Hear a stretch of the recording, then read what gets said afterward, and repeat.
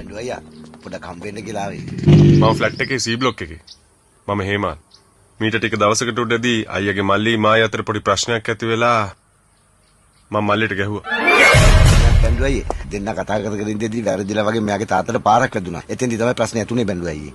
අඩෝ උඹ මගේ ඒරියා එකේ ඉඳන් මගේ මිනිස්සුන්ට විරුද්ධව පොලිසිය ඇන්ට්‍රියක් දැම්මා. මගේ බයික් එක හොරගම් කරපේකවල මම පොලිසියට බාර දුන්නා. ඒ අයියේ ගෝලෙක් කියලා මන් දැනන් හිටියේ. අඩෝ උඹ කියන අපේ කොල්ලෝ ඔක්කොම හොරු කියලාද මිනිහා?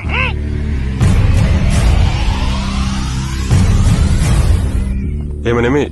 අයියව මෙතනට ගෙනල්ලා මගේ ඉස්සරහා තියලා අහලා බලන්න. ඌ නෑ කියනවා නම් මම මෙතනදිම කපලා කොටලා ඉවරක් කරලා දාන්න. පෙන්ඩෝය ඇතුළට ගියාට පස්සේ බිස්නස් එක දිගටම කරගෙන යන්න කියලා මහත්තයාට යෝජනාවක් දැම්මා. මං කිව්වා අයියනකම් බෑ කියලා. මට පේන්නේ මහත්තයා ජීජීව බාගෙන වගේ. මුන් පැමිණිලා දැම්මේ මගෙන් අහලා අයියා. අයිය උඹ මට මේක නොකියුවේ? හා? කොහෙද සිරා? ඇතුළේ. මේ වැඩ හින්දා මගේ නම සවුත් වෙනවා වසන්ත. ෂේ.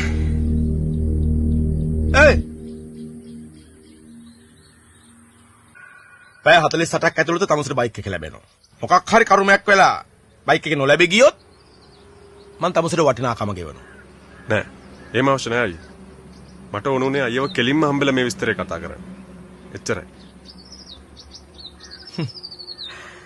අපේ එක බයික් එක ඉස්සුවා වගේම තමුන් උට ගහපු එකත් වැරදි. අය වචනකින්වත් ප්‍රශ්න තියාගන්න එපා. හොඳේ? මං අපේ ගා ගැන බලා ගන්නවා. හම්බලා අය කොහෙද හරි හම්බලා ගහ ගන්නව හැම නෙමෙයි. මුදෙන් ආයමත් පැටලුනොත් දෙන්නටම ගහනවා.